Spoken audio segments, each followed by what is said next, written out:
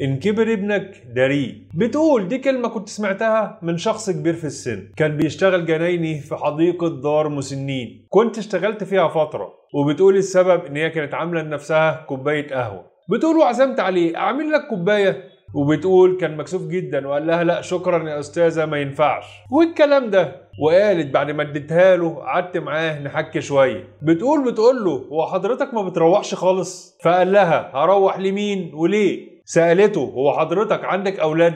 قال لها بنت متجوزه في مكان بعيد وولد كان كل حياتي، امه كانت تعبانه وكان هو اللي شايلها، لدرجه اني كنت ارجع من الشغل الاقيه محضر لي العشاء ومجهز صينيه الشاي على التلقيمه ومستنيني ارجع عشان نحكي مع بعض شويه.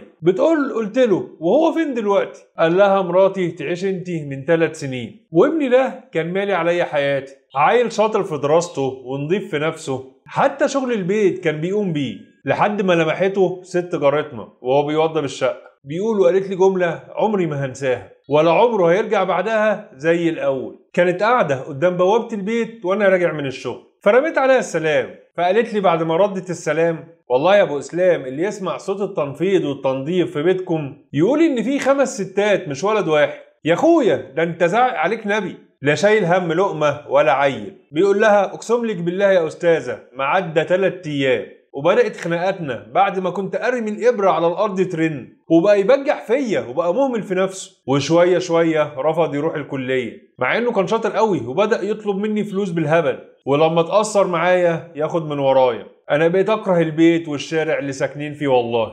عشان كده كان حق ان هم يقولوا ان كبر ابنك وشفته يملى العين ويفرح القلب داريه عن عيون الناس، وما تفضلش تفصص في حلاوته وتوصف في ادبه وتتباهى بنباهته، لا ده انت لازم تداريه. ربنا يبعد عن ولادنا العين والحسد والنفوس الخبيثة، آمين.